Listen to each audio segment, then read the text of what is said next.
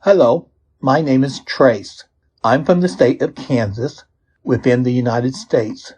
I would like to introduce to you this channel consisting of English with a subtitle. The Story of Young King of the Black Isles.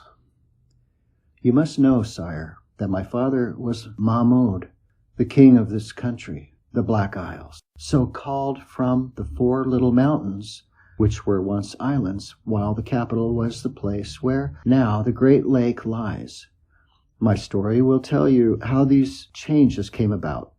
My father died when he was 66, and I succeeded him. I married my cousin, whom I loved tenderly, and I thought she loved me too. But one afternoon, when I was half asleep and was being fanned by 2 of her maids, I heard one say to the other, "What a pity it is that our mistress no longer loves our master. I believe she would like to kill him if she could, for she is an enchantress." I soon found by watching that they were right, and when I mortally wounded a favorite slave of hers for a great crime, she begged that she might build a palace in the garden, where she wept and bewailed him for 2 years. At last I begged her to cease grieving for him, for although he could not speak or move, by her enchantments she just kept him alive. She turned upon me in a rage, and said over me some magic words, and I instantly became, as you see me now, half man and half marble.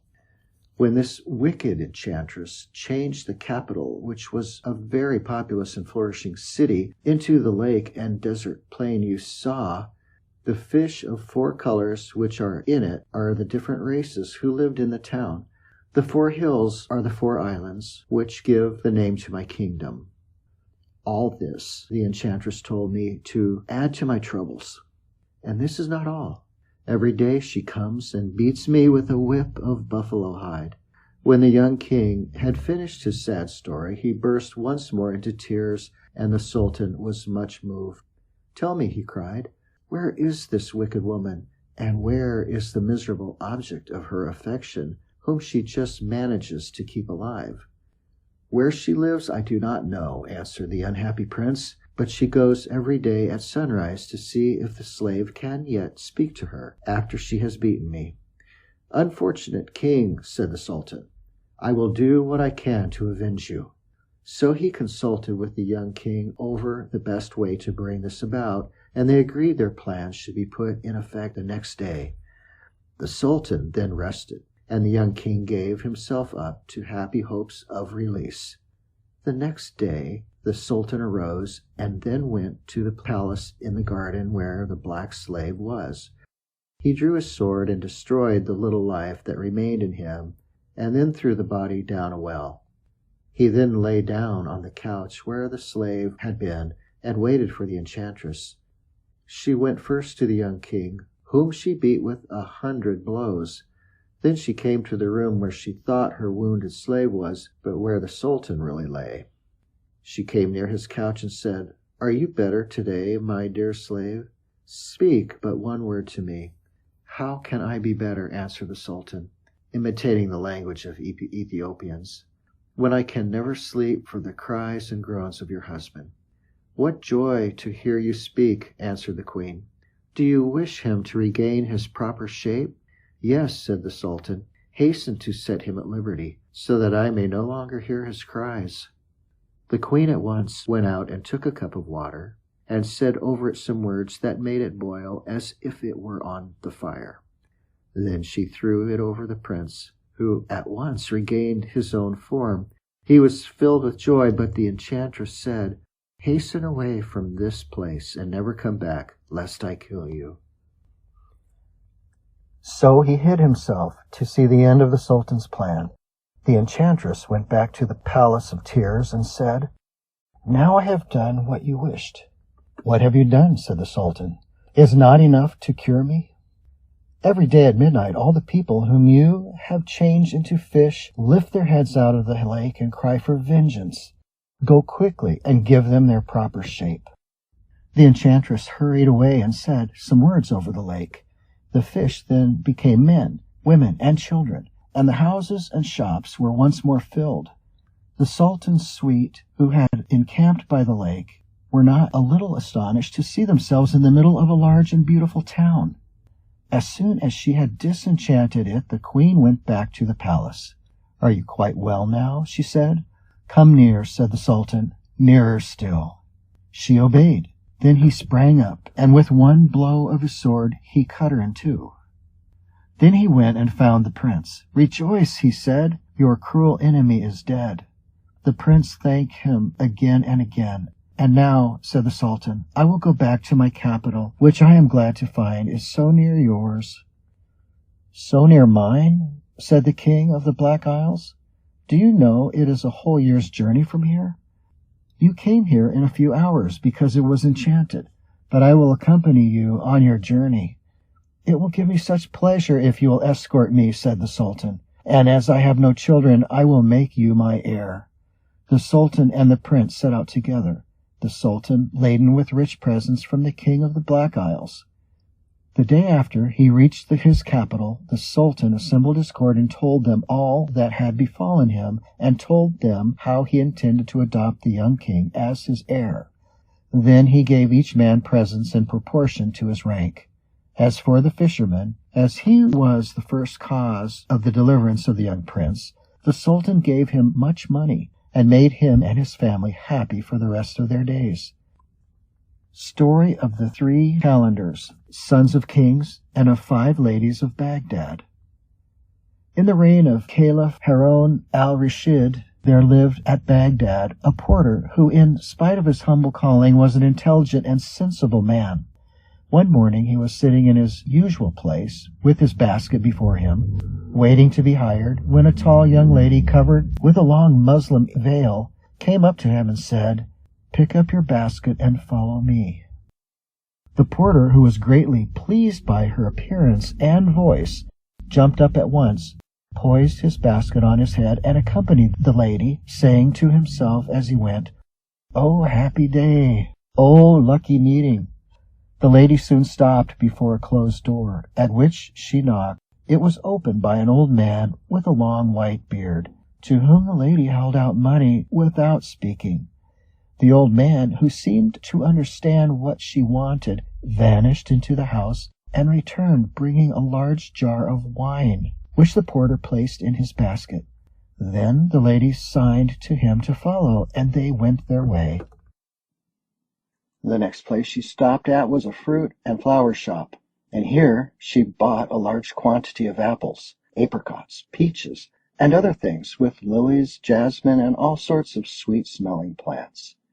From this shop she went to a butcher's, a grocer's, a poulterer's, till at last the porter exclaimed in despair, "My good lady, if you had only told me you were going to buy enough provisions to stock a town, I would have brought a horse, or rather a camel."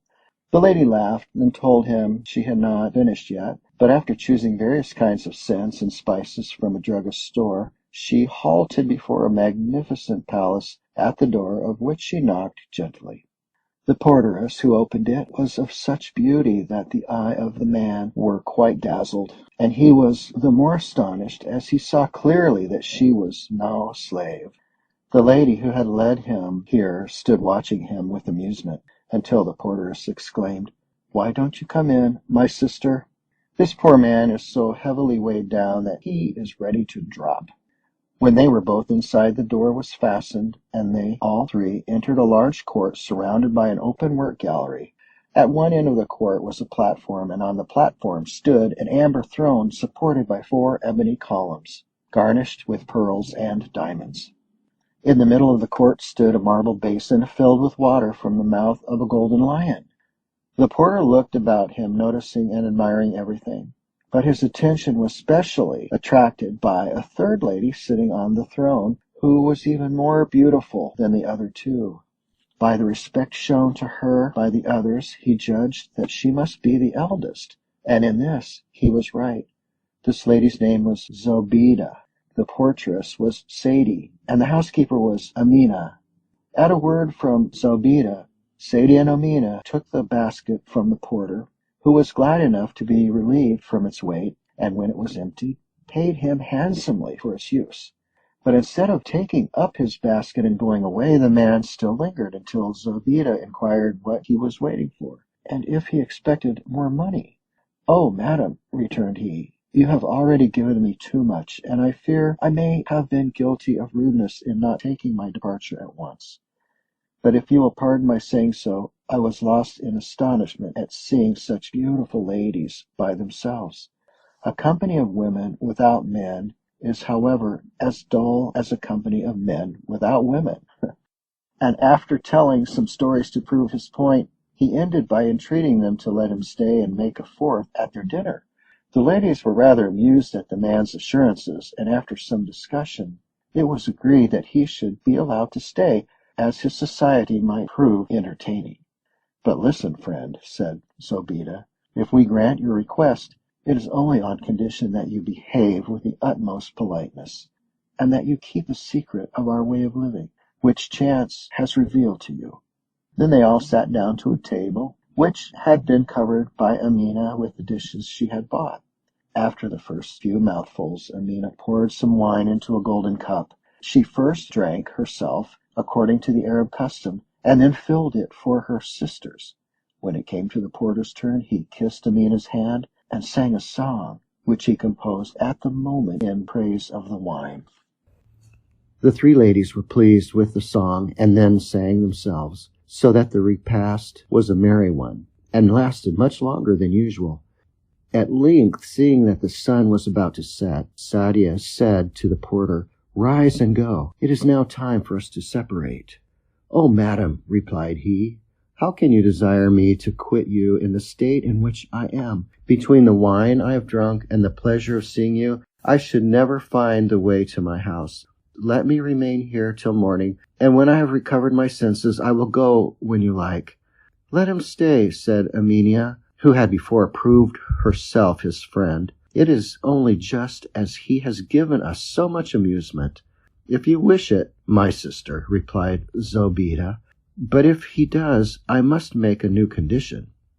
Porter," she continued, turning to him, "if you remain, you must promise to ask no questions about anything you may see. If you do, you may perhaps hear what you don't like." This being settled, Amina brought in supper and lit up the hall with a number of sweet-smelling tapers. They then sat down again at the table and began with fresh appetites to eat, drink, sing, and recite verses. In fact, they were all enjoying themselves mightily when they heard a knock at the outer door, which Sadie rose to open. She soon returned, saying that 3 calendars, all blind in the right eye, and all with their heads, faces, and eyebrows clean shaved, begged for admittance, as they were newly arrived in Baghdad, and night had already fallen. "They seem to have pleasant manners," she added, "but you have no idea how funny they look. I am sure we should find their company diverting." Zobeida and Amina made some difficulty about admitting the newcomers, and Sadie knew the reason of their hesitation, but she urged the matter so strongly that Zobeida was at last forced to consent. "Bring them in, then," said she, "but make them understand that they are not to make remarks about what does not concern them, and be sure to make them read the inscription over the door." For on the door was written in letters of gold, "Who meddles in affairs that are no business of his will hear truths that will not please him." The 3 calendars bowed low on entering, and thanked the ladies for their kindness and hospitality. The ladies replied with words of welcome, and they were all about to seat themselves when the eyes of the calendars fell on the porter, whose dress was not so very unlike their own, though he still wore all the hair that nature had given him. Then said one of them, "Is apparently one of our Arab brothers who has rebelled against our ruler." The porter, although half asleep from the wine he had drunk, heard the words, and without moving cried angrily to the calendar, "Sit down and mind your own business. Did you not read the inscription over the door? Everybody is not obliged to live in the same way." "Do not be so angry, my good man," replied the calendar. "We should be very sorry to displease you." So the quarrel was smoothed over, and supper began in good earnest. When the calendars had satisfied their hunger, they offered to play to their hostesses if there were any instruments in the house.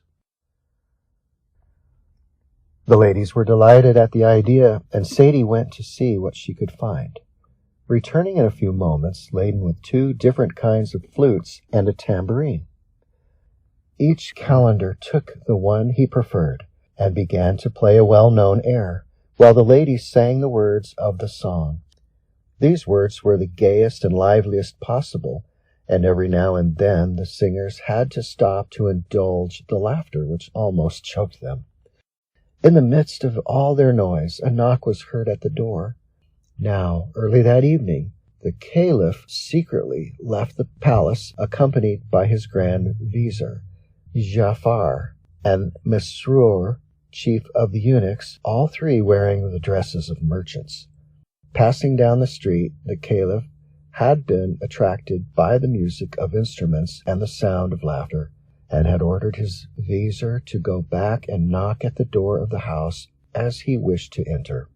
The vizier replied that the ladies who lived there seemed to be entertaining their friends, and he thought his master would do well not to intrude on them, but the Caliph had taken it into his head to see for himself, and insisting on being obeyed. The knock was answered by Sadie, with the tapper in her hand, and the vizier, who was surprised at her beauty, bowed low before her and said respectfully, "Madam, we are 3 merchants who have lately arrived from Mosul, and owing to a misadventure which befell us this very night, only reached our inn to find that the doors were closed to us till tomorrow morning. Not knowing what to do, we wandered in the streets until we happened to pass your house, when seeing lights and hearing the sound of voices, we resolved to ask you to give us shelter until the dawn. If you will grant us this favor, we will, with your permission, do all in our power to help you spend the time pleasantly." Sadie answered the merchant that she must first consult her sisters, and after having talked over the matter with them, she returned to tell him that he and his 2 friends would be welcome to join their company. They entered and bowed politely to the ladies and their guests. Then Zobeida, as the mistress, came forward and said gravely, "You are welcome here, but I hope you will allow me to beg one thing of you. Have as many eyes as you like, but no tongues, and ask no questions about anything you see, however strange it may appear to you." "Madam," returned the vizier, "you shall be obeyed. We have quite enough to please and interest us, without troubling ourselves about that which we have no concern." Then they all sat down and drank to the health of the newcomers. While the vizier, Ja'far, was talking to the ladies, the Caliph was occupied in wondering who they could be, and why the 3 calendars had each lost his right eye. He was burning to inquire the reason of it all, but was silenced by Zobeida's request.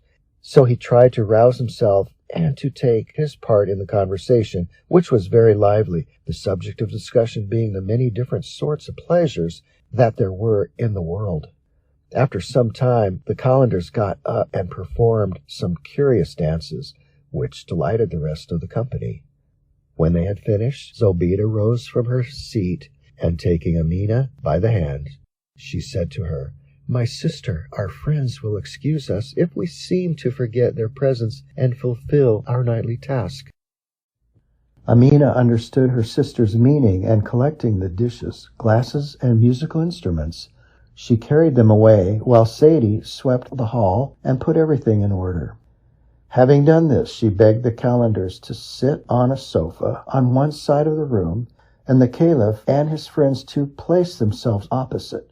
As to the porter, she requested him to come and help her and her sister. Shortly after, Amina entered carrying a seat, which she put down in the middle of the empty space. She next went over to the door of a closet and signed to the porter to follow her. He did so, and soon reappeared leading 2 black dogs by a chain, which he brought into the center of the hall. Zobeida then got up from her seat between the calendars and the Caliph, and walked slowly across to where the porter stood with the dogs. "We must do our duty," she said with a deep sigh. Pushing back her sleeves and taking a whip from Sadie, she said to the man, "Take one of those dogs to my sister Amina and give me the other." The porter did as he was bid, but as he led the dog to Zobeida, it uttered piercing howls and gazed up at her with looks of entreaty. But Zobeida took no notice and whipped the dog until she was out of breath. She then took the chain from the porter, and raising the dog on its hind legs, they looked into each other's eyes sorrowfully until tears began to fall from both. Then Zobeida took her handkerchief and wiped the dog's eyes tenderly, after which she kissed it. Then, putting the chain into the porter's hand, she said, "Take it back to the closet and bring me the other." The same ceremony was gone through with the second dog, and all the while the whole company looked on with astonishment. The Caliph, in particular, could hardly contain himself and made signs to the Vizir to ask what it all meant. But the Vizir pretended not to see and turned his head away. Zobeida remained for some time in the middle of the room until at last Sadie went up to her and begged her to sit down, as she also had her part to play. And these words, Amina fetched a lute from a case of yellow satin and gave it to Sadie, who sang several songs to its accompaniment. When she was tired, she said to Amina, "My sister, I can do no more. Come, I pray you, and take my place." Amina struck a few chords and then broke into a song which she sang with so much ardor that she was quite overcome and sank grasping on a pile of cushions, tearing open her dress as she did so to give herself some air. To the amazement of all present, her neck, instead of being as smooth and white as her face, was a mass of scars. The Calendars and the Caliph looked at each other and whispered together, unheard by Zobeida and Sadie, who were tending their fainting sister. "What does it all mean?" asked the Caliph. "We know no more than you," said the Calendar to whom he had spoken. "What? You do not belong to the house?" "My lord," answered all the Calendars together, "we came here for the first time an hour before you." They then turned to the porter to see if he could explain the mystery, but the porter was no wiser than they were themselves.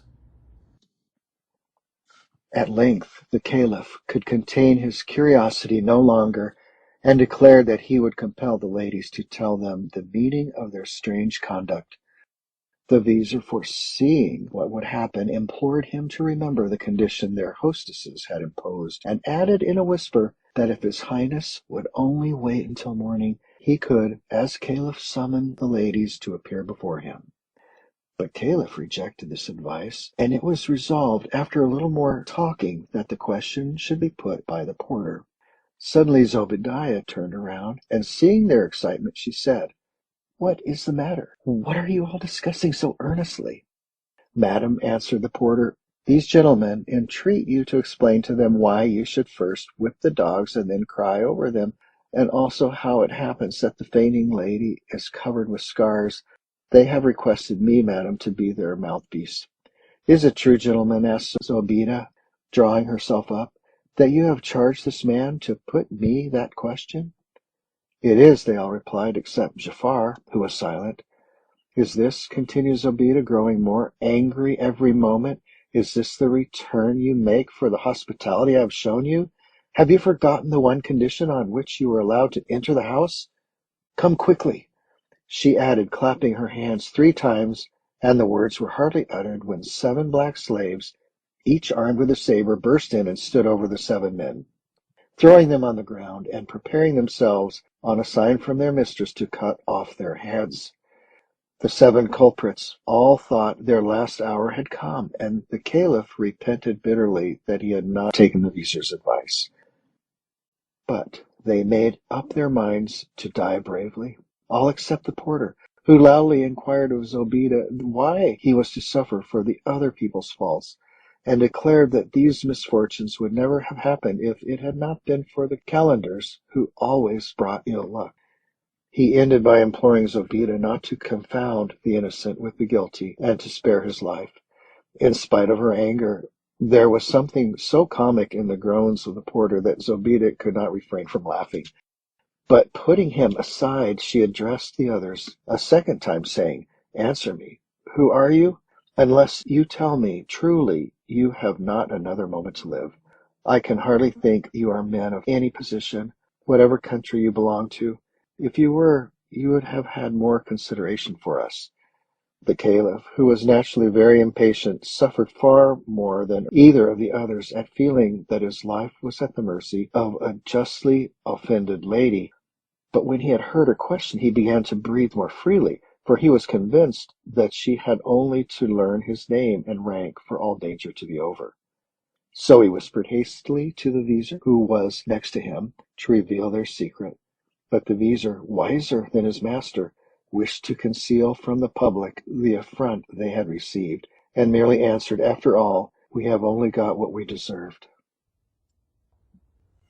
Meanwhile, Zobeida had turned to the 3 calendars and inquired if, as they were all blind, they were brothers. "No, madam," replied one, "we are no blood relations at all, only brothers by our mode of life." "And you?" she asked, addressing another, "were you born blind of one eye?" "No, madam," returned he, "I became blind through a most surprising adventure, such as probably has never happened to anybody. After that I shaved my head and eyebrows, and put on the dress in which you see me now." Zobeida put the same question to the other 2 calendars, and received the same answer.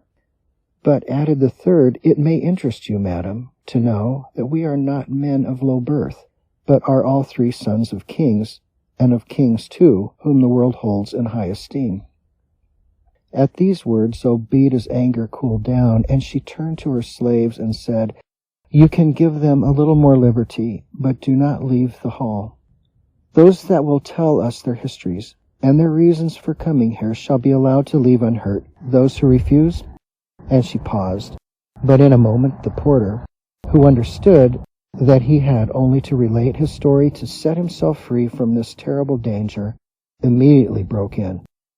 "Madam, you know already how I came here, and what I have to say will soon be told. Your sister found me this morning in the place where I always stand waiting to be hired. She asked me to follow her to various shops, and when my basket was quite full, we returned to this house, when you had the goodness to permit me to remain, for which I shall be eternally grateful. That is my story." He looked anxiously to Zobeida, who nodded her head and said, "You can go, and take care we never meet again." "Oh, madam," cried the porter, "let me stay yet a little while. It is not just that the others should have heard my story, and that I should not hear theirs." And without waiting for permission, he seated himself on the end of the sofa occupied by the ladies, while the rest crouched on the carpet, and the slaves stood against the wall. Then one of the calendars, addressing himself to Zobeida, began his story.